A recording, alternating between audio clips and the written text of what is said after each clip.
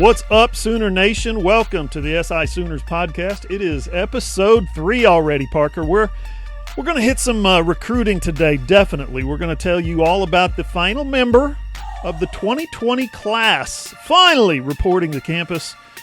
We're going to hit on basketball finally getting underway. And, of course, some sad news to get to. But first, Parker and I are going to talk about our membership in the Joe Castiglione Admiration Society. I'm John Hoover, publisher at SI Sooners, allsooners.com. He's Parker Thune. He's the deputy editor. And if you've not visited allsooners.com yet, I got to ask, what are you waiting for? We probably average, what would you say, Parker, 3 to 5 news stories every day, videos, lists, countdowns, photos, podcasts. And speaking of podcasts, you can find this podcast, the SI Sooners podcast, basically everywhere you find podcasts: iTunes, Spotify, Stitcher, Google Play, all the usual platforms. Or just go to our website, allsooners.com, and it'll be embedded right there on the front page in a handy-dandy player, Parker. Yeah, that's right, John, and hopefully I've got a little bit more credibility with your YouTube crowd now that they can actually see me as opposed to just hearing me. Excited to have the visual aspect of things fully integrated. Yeah, but that's a really good headshot you've got, so you got to admit, I mean, come on. Professional. No doubt. I prefer the speaking version of Parker Thune, but that is a good headshot. And, of course, you mentioned YouTube. Shout out to my folks watching on YouTube. You guys rock. You know this. If you guys want to do that, if you're listening and you want to watch, just get on YouTube, search for John Hoover Media.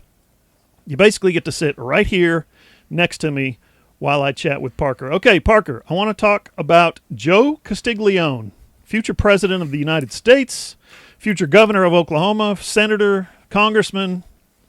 But first, before he takes on any of those roles, I want to nominate him for college football commissioner because specifically about a story that you wrote today. He's been after the NCAA for weeks about obtaining a scheduling waiver that is going to push Oklahoma's season opener from September 5th to August 29th. Remember now, earlier in the summer, I thought this was fascinating, when the Big 12 started talking openly about moving its championship game from December 5th to December 12th, kind of building in an extra open date in case there's any pandemic shutdowns, right? If you've got to cancel a game, that's okay. We'll leave you this open date. It's pretty brilliant, if you ask me. Well, Joe took it a step further and said, hey, in addition to stretching out the season a week later, we want to start the season a week earlier. So, NCAA, how about you let us play Missouri State on August 29th? Well, yeah, it builds in extra open dates. Teams can better manage their roster in case there's COVID spikes or pandemic comes back kind of thing, or players get inundated. There's a sudden surge of COVID-19 on the roster. Well, today the NCAA took Joe C's single request and made it almost basically the law of the land, Parker, and you wrote a story about it. That's right. And, of course, when Joe talked to Toby Rowland over on Sports Talk 1400 on Friday morning, he said he and the NCAA and the Missouri State Athletic Department were getting reasonably close to a decision on whether they were going to get that opener moved from the 5th to the 29th of August. And lo and behold, a day later, there you have it. The university announces that it's been officially moved from the 5th to the 29th after the NCAA grants the waiver. And then this morning on Tuesday, we find out that the NCAA Football Oversight Committee actually recommended and requested a blanket waiver for all Division I programs to have the option of moving their opener from the 5th to August 29th. And the NCAA very expediently approved that request. And there you go, John. I imagine, all things considered, a lot of programs are going to exercise that option to move their opener up simply because, given that extra week, it allows you to react to whatever might happen after one game of football is played in these big stadiums. And we don't know exactly how each program is going to manage their attendance policies, what that's all going to look like. But I think, John, if you've been paying attention to what's been going on in the MLB over the last week, it's become pretty evident that you're going to want some extra time to react to any immediate issues that come your way. Because now we've got the Miami Marlins, a team that I think they've got several COVID cases within their organization. And it's essentially put a hold on the entire MLB's revamped plan for their 2020 season because you got one outbreak within one team, and it's going to start to create a domino effect, and it affects everybody else in the long run. So I don't think college football, I don't think the NCAA wants to have a repeat of that scenario. I don't think they want to see that come to fruition. As the old saying goes, those who don't pay attention to history are doomed to repeat it. And so I think a lot of college football administrators, a lot of these athletic departments, a lot of these programs are going to be looking to exercise that option to play their opener on August 29th to allow themselves a little extra space to deal with whatever bumps in the road inevitably come their way after one game. Parker, it's been pretty evident that, and we heard from Bob Bowlesby, the Big 12 commissioner, again today. I think he talked to Nicole Auerbach from The Athletic, if I'm reading that right, about playing 12 games, about keeping 12 games on the schedule for as long as possible, hanging on to the hope that you're going to get 12 games in. And if you don't, okay, fine, make adjustments as needed. But there may not be a need right away to cancel your non-conference schedule like the Big Ten did and the Pac-12 has.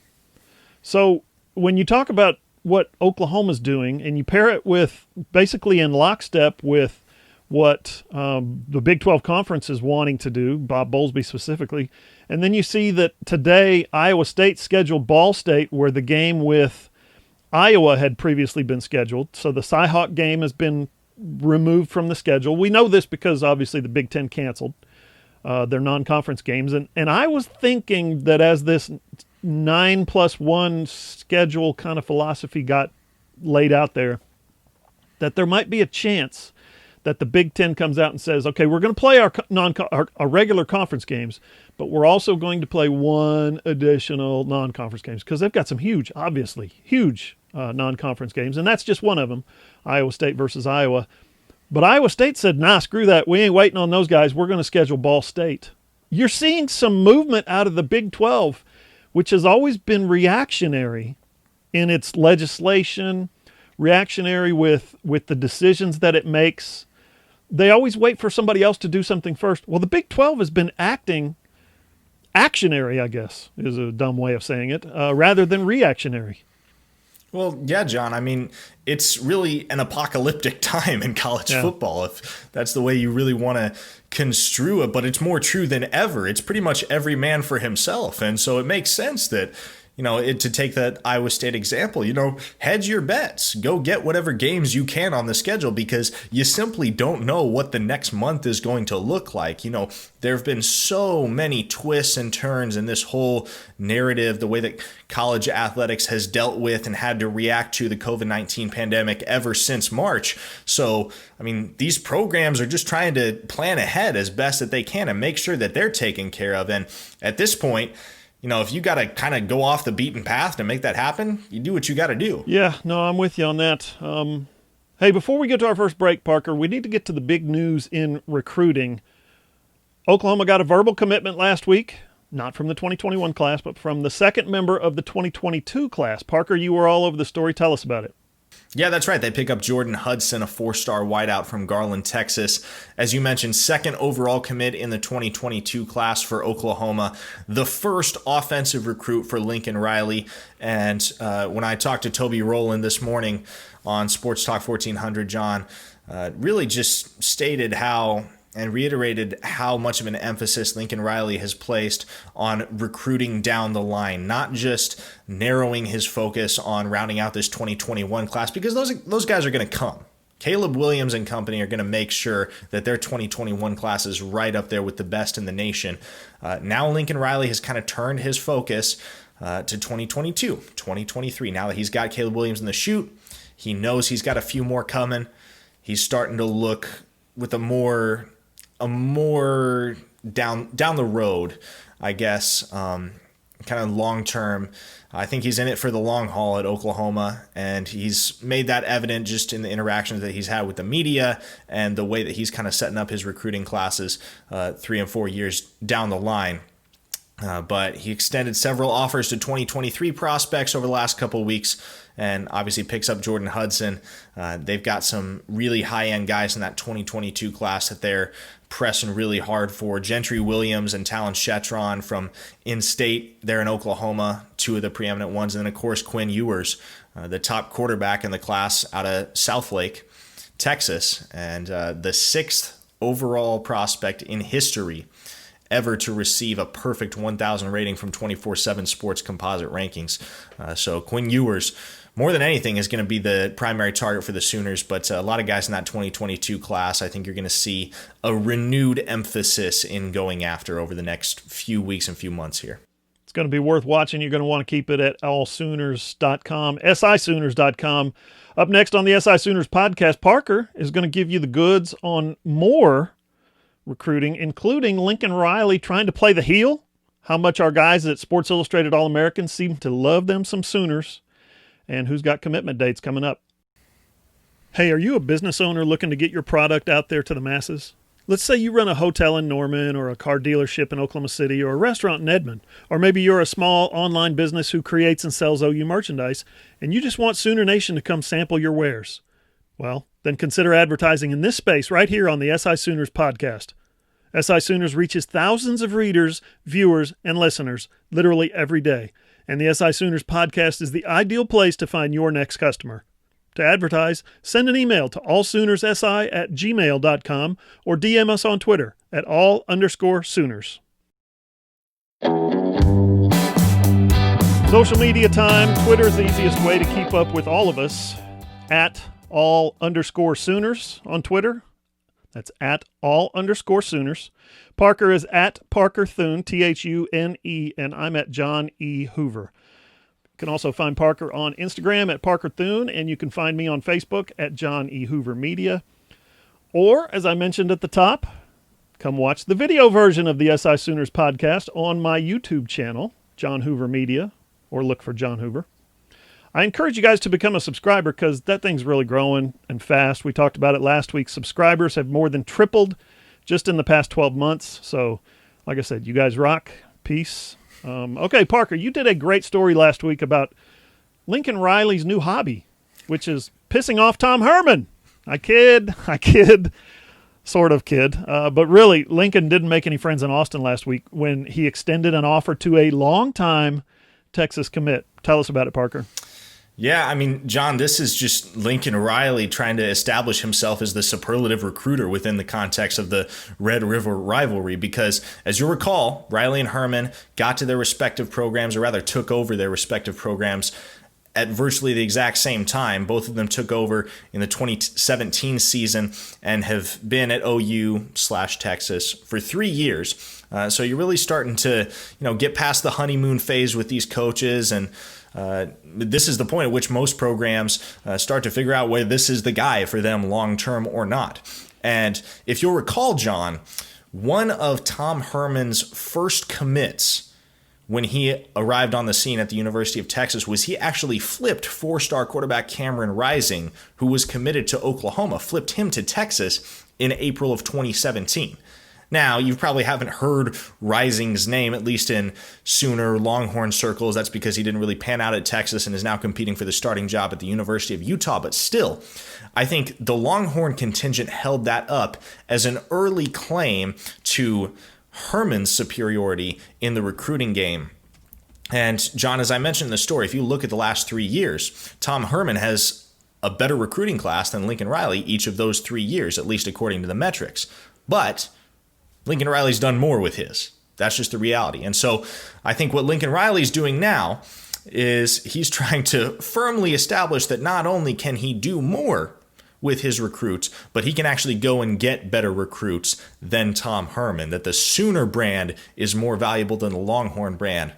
And so 1 week ago today, last Tuesday, he went out and extended an offer to Billy Bowman out of Denton, Texas, a 4-star wideout, 5'10", 175 pounds, who is a long-standing commit to the Texas Longhorns, committed on July 31st of last year. Now, As I mentioned this morning on Sports Talk 1400, Bowman's skill set very, very similar to that of Mario Williams. He's not quite as explosive, but he projects as kind of a hybrid guy on the offensive side of the football. You think of him kind of like a Tavon Austin was for West Virginia. He can play the slot, can line him up outside, can put him in the backfield. He's a phenomenal return man, and there's a chance that he might play defensive back at the collegiate level. There's a lot that he can do. He's extremely athletic and extremely quick, and he's a guy that you can do a lot with. And I think Lincoln Riley, and especially Caleb Williams as well, would love nothing more than to add another guy like that to their 2021 class. And how much sweeter would it be, John, if that guy came via a nearly year-long commitment to the Texas Longhorns, if they were able to coax him away from Austin and to Norman? How much sweeter would it be if the Sooners' success came at the expense of the Longhorns on the recruiting trail? Yeah, that's exactly right. And Parker, he's not the only one, Billy Bowman, who has been long time committed to someone that to a school, and then Lincoln Riley comes along last week and offers a scholarship to. Yeah, Trayon Webb, who we were just talking at the end of last segment about the 2022 and 23 classes. Trayon Webb is a guy that's actually class of 2023, so he's just a rising sophomore, but has been committed to Georgia since last November. Now, since he was a high school freshman, incredible. Exactly. And I'm not at all confident that Webb is going to renege on that commitment. I think it's far more likely that the Sooners flip Bowman than Trayon Webb. Webb seems pretty 100% laser focused on going to Georgia. But it really shows you, John, that Lincoln Riley isn't afraid to get in other programs' business. Yeah, that'll be worth watching for sure as the 2022 class and 2023 class starts to take shape. Do you see any guys kind of wavering? And the thing with Bowman is, and I say this with all sincerity, the thing with Bowman is his girlfriend is Jada Coleman, the softball player, the Gatorade National Softball Player of the Year, who has signed with OU. She's in the fold. She's coming to Norman. She wants to play for the best softball program in the country. I would think that there's, I'm not going to sit here and try to speak for her and say that I'm sure she's out there telling him every day, you need to go to OU. But I think that's probably come up in their conversations, don't you? I mean, you have to imagine so. I mean, you got a relationship where one of the kids going to OU, one of the kids is going to Texas. They're naturally going to try to change each other's minds. It only makes sense. And I think, especially given what Lincoln Riley has built at Oklahoma, and I can only kind of put myself in Billy Bowman's shoes here, but Oklahoma is a college football playoff contender and a national title contender right now. Texas isn't on that level. They might get there. They're not there right now. Mm-hmm. And so I think it's a lot more of a consideration in Billy Bowman's mind than it would be in Jada Coleman's mind to flip from one school to the other. Yeah, and I think, you could say the same thing about OU softball. They're Women's College World Series contenders right now. Texas, probably not so much. I don't know if you guys have seen this yet, but if you haven't, you need to check it out. Our man John Garcia over at Sports Illustrated All-American, that's the SI affiliate that covers recruiting. Well, he and his staff have been building a database of more than 1,000 recruits in just the 2021 class. So what you need to do is get on social media, get on Twitter, look for the hashtag SIAA1000. Easy to find. Get on there. Go to SI Sooners. We've got the full list. We've got the database there. You're going to want to see that. Anyway, last week they started their top 10 position lists, and they started with quarterback. Well, who do you think was SI All-American's top quarterback in the country in 2021? Yeah, it was Caleb Williams, of course. The next top 10 they put out, interestingly enough, was interior offensive linemen, guards and centers. And who do you think was the number one interior offensive lineman in the country? Yeah, Bryce Foster, the Mountain, which is such a great name if you've watched Game of Thrones.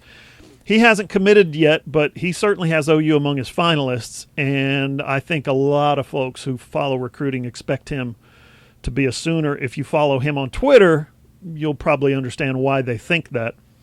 And then just today, Parker, SI All-American announced its top 10 slot receivers, okay, inside receivers. And who do you think was number one on that list?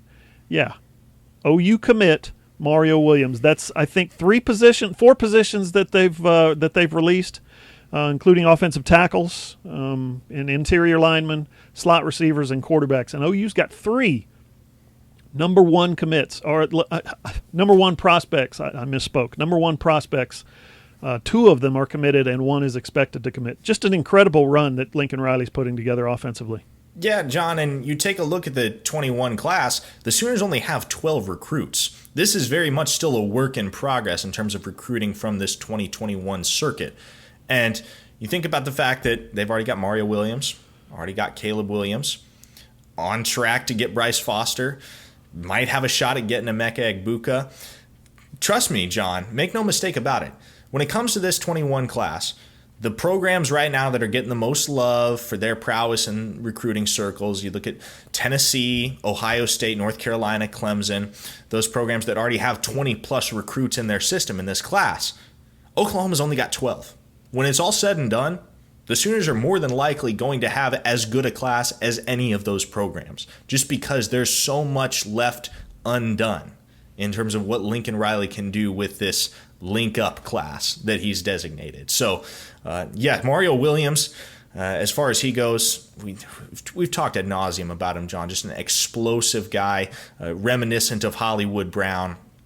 He's raw, but he's fast, and he's athletic, and he plays bigger than his stature would indicate. So I don't think it'll be long before he's a big factor in the passing game in Oklahoma, and I think that connection with Caleb Williams is going to be something special down the line here. Yeah, and hey, a quick FYI, Kamar Wheaton hasn't been named by Sports Illustrated All-American yet as the number 1 running back in the 2021 class, but several recruiting services have him ranked number 1. Parker, what's the latest with Kamar Wheaton? We saw some stuff on the web earlier in the week about him. Yeah, well, Wheaton's one of those guys that doesn't take a lot of time to talk to the media, kind of reclusive in that capacity. But it seems pretty evident if you talk to anybody within recruiting circles that has an idea of which way he's leaning. This is not just my opinion. This is just about everybody's opinion that Oklahoma is in the best spot out of anybody to land Wheaton.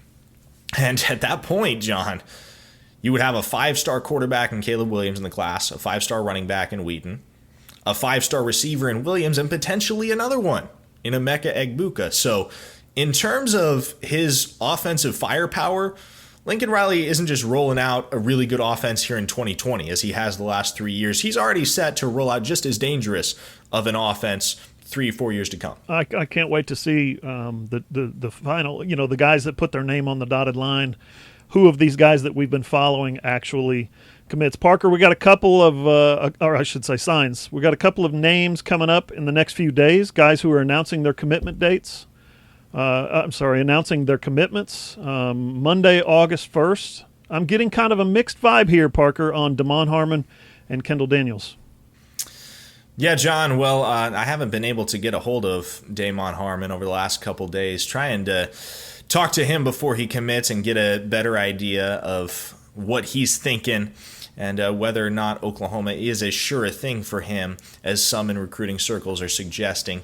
But I think he does really, really favor Oklahoma. I don't know if it's a decision that's 100% made in his mind yet. Last we talked, he was very complimentary of Penn State as well as Georgia, and spoke pretty highly of Tennessee as well.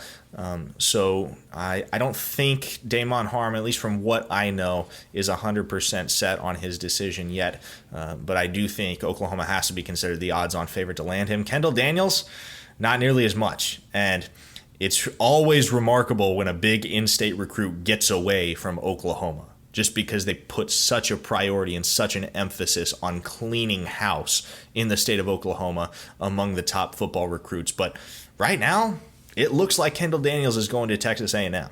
That's what it looks like to me. And that tweet that he sent out last week, where he, in so many words, said, I see the hype, I don't make decisions based on what other people think I should do. I mean, that gives a lot of credence to the notion that College Station is where he's headed.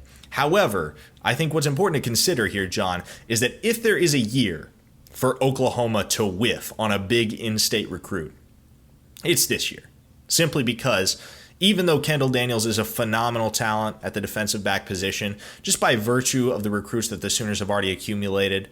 I mean, you're looking at Latrell McCutcheon, Jordan Mukes. If they get Damon Harmon, that's a trifecta of really talented defensive backs. So they're set at that position for the time being. They don't need to go out and get Kendall Daniels in order to have a solidified secondary for the future there in Norman. We've talked an awful lot today about recruiting, rightfully so, but up next on the SI Sooners podcast, I'm going to tell you about one of OU's best recruiters in recent history. Plus, hey, Lon Kruger and the OU basketball team, they're practicing. I said last year this team was going to be fun to watch, and they were, right up until the COVID-19 bitter end. Well, I'm saying it again, this OU basketball team is going to be fun to watch. Hey there, loyal listeners. Parker Thune here with SI Sooners. Are you a business owner looking to get your product out there to the masses? Let's say you run a hotel in Norman, or a car dealership in Oklahoma City, or a restaurant in Edmond. Or maybe you're just a small online business who creates and sells OU merchandise, and you want Sooner Nation to come sample your wares. Consider advertising in this space right here on the SI Sooners podcast. SI Sooners reaches thousands of readers, viewers, and listeners literally every day. And the SI Sooners podcast is the ideal place to find your next customer. To advertise, send an email to allsoonersi@gmail.com or send us a direct message on Twitter at @all_Sooners.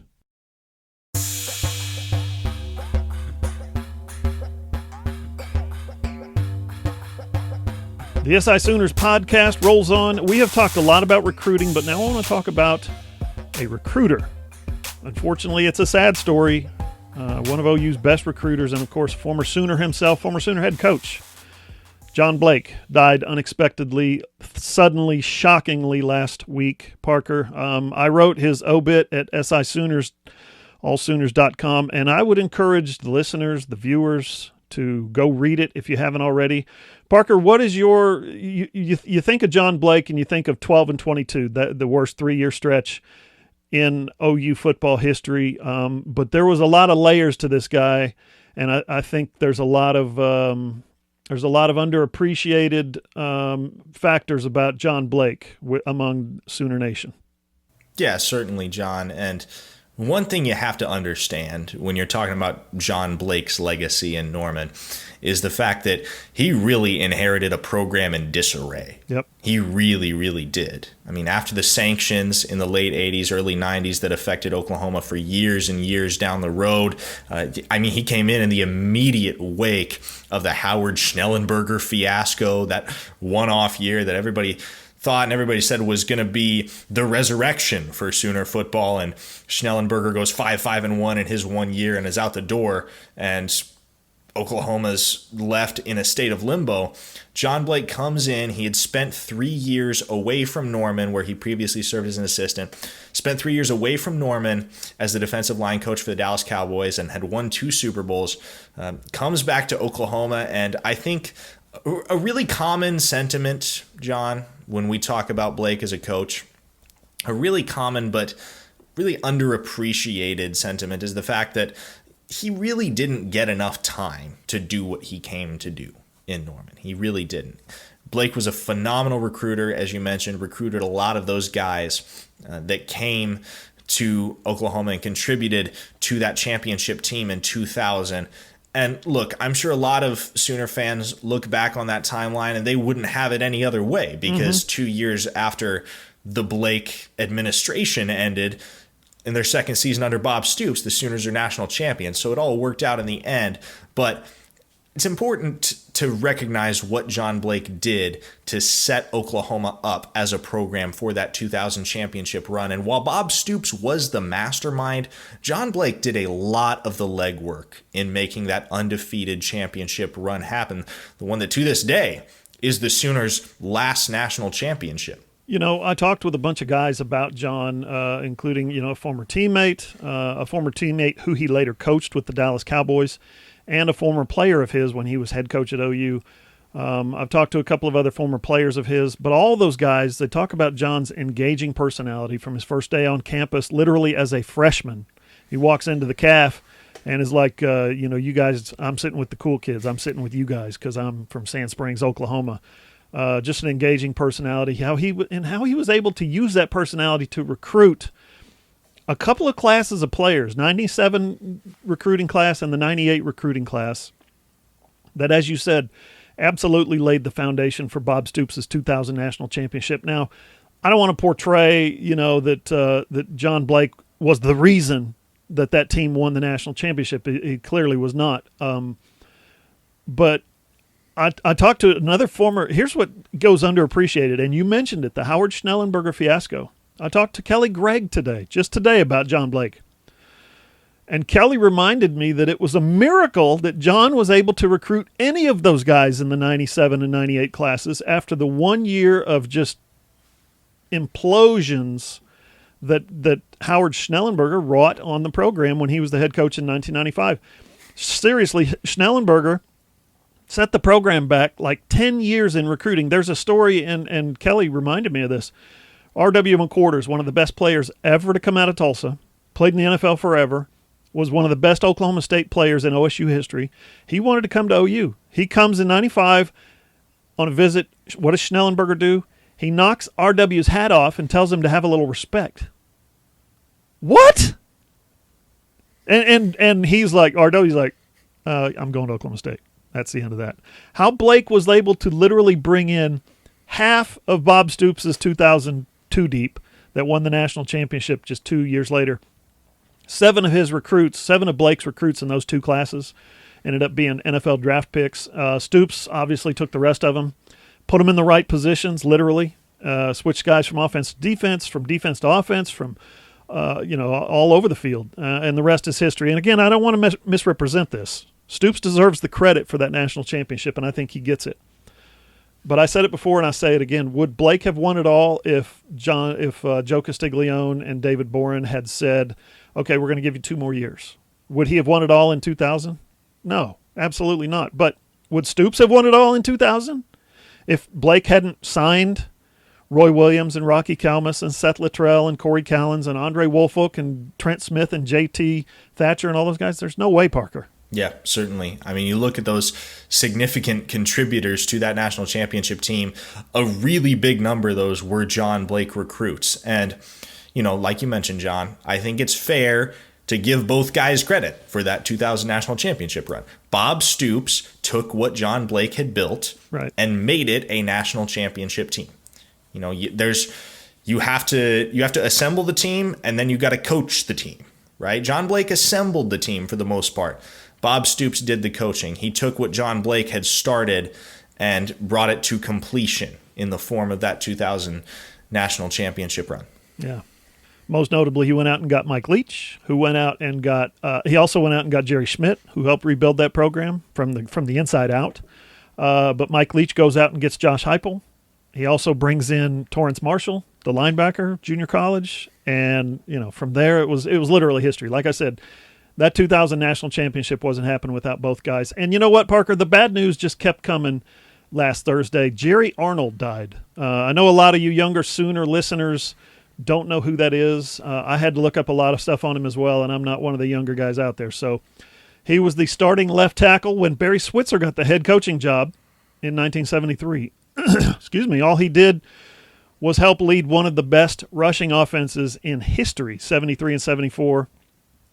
Get this, 10-0-1 his first year, 11-0 his second year as the starter, won the national championship in 1974 despite being on probation, no TV, no bowls.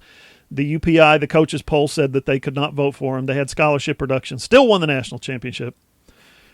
Jerry Arnold became a first-team All-Big 8 left tackle, and the guy next to him, left guard John Roush, was first-team All-American. Talked to Joe Washington, who was a two-time All-American. I talked to Tinker Owens, who became a two-time All-American, if I could speak properly. I talked to Barry Switzer, of course.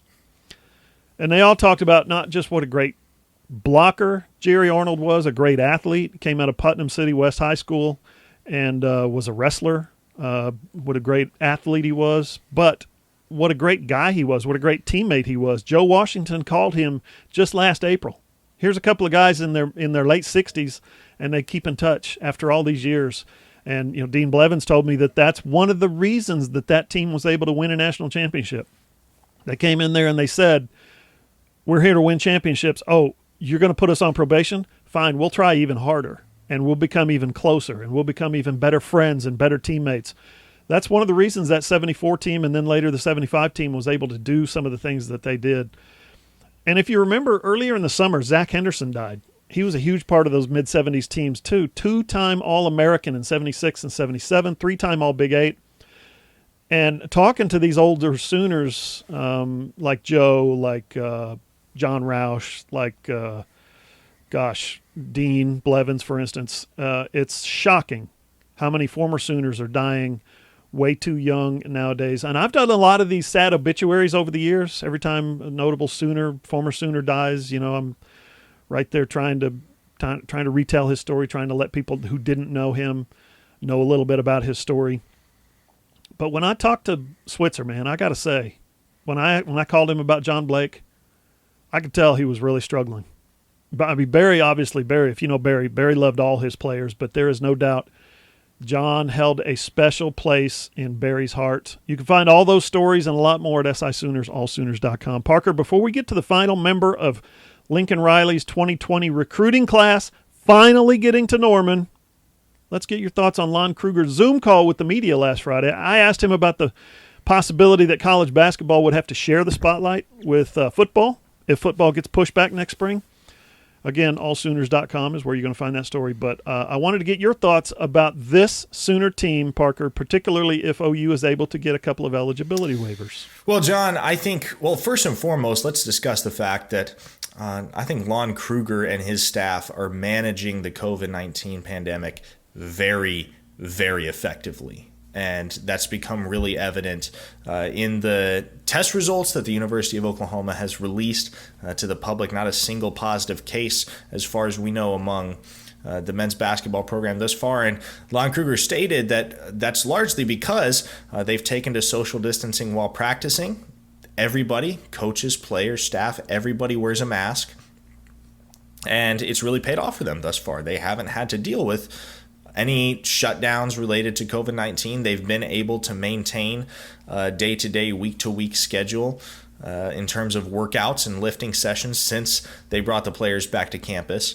But in terms of what they've been able to accomplish heading into this 2020 season, I think they're probably going to be as well prepared as just about anybody in the country. And we don't know what the season is going to look like, but Kruger is dealing with this in a very mature and very safe manner, and he's one of the things that he stated to John is he thinks his players have done a fantastic job of maintaining readiness for the upcoming season while staying safe. They were away from campus for 4 months. They haven't been in the same building as one another for quite a while, but he complimented his players and the fact that they have kept themselves safe from the coronavirus while also preparing really, really effectively for the season ahead. And you look at the team that they're going to bring to the floor in fall 2020. They're losing Christian Doolittle.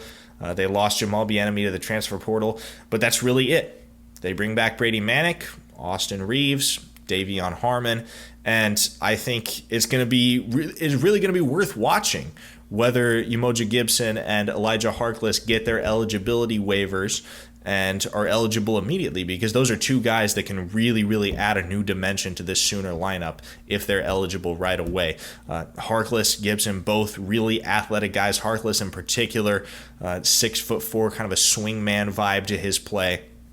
And there's just so much more. There's so many more possibilities for Lon Kruger to play with in his offense if you've got two more athletic guys like Gibson and Harkless in the mix. Yeah, a lot of versatility, and I think if they can stay out of Magic City, I think that they'll be able to stay out of the coronavirus, COVID-19 quarantines. I don't know if you saw this. The Lou Williams down in Orlando goes to Magic City, which is a strip club famous for its chicken wings. After which, one of the people who vouches for the quality of the chicken wings at this Orlando strip club is none other than Johnny Manziel. So, my advice, stay out of the Magic City. Okay, we saved it to last, Parker, so let's pay it off. Lincoln Riley's 2020 recruiting class is finally complete. Finally completed is July 28th. Unreal. Justin Harrington is in the fold.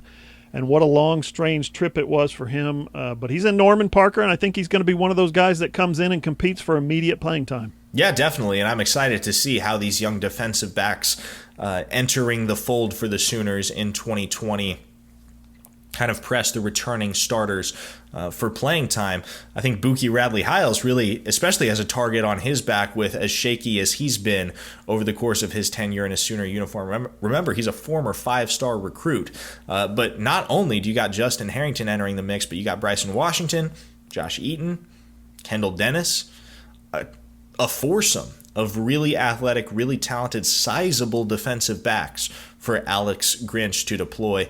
And it's going to be exciting to see how many of these 2020 recruits make an immediate impact in a Sooner uniform. I think everybody is really, really stoked to see what Jalen Conyers can do and see how another guy kind of in the Austin Stogner mold might fit in, whether that's in an H-back role. Of course, Jeremiah Hall seems to have that on lockdown for the time being, or whether that's going out splitting off in the slot or playing on the end of the line, whatever the Sooners use Conyers for. But I think he's definitely one of the guys that Oklahoma fans are going to look forward to seeing the most and seeing what he can do immediately as a true freshman.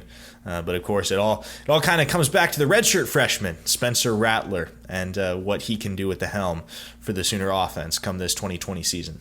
I think Justin Harrington has a chance to step into this defense if he can pick up the complexities of the defense. Certainly Alex Grinch simplified things, but if he can pick up the defensive schemes, the calls, the responsibilities, the fits, I think he's got a chance to be a beast. You can listen to this podcast on iTunes, on Spotify, on Google Play, or wherever you get your podcasts, or just find it on our website, sisooners.allsooners.com. Just subscribe if you want to, and watch the video version on YouTube. John Hoover Media. Sit right here with me while I talk to Parker. For Parker Thune, I'm John Hoover. See you next time.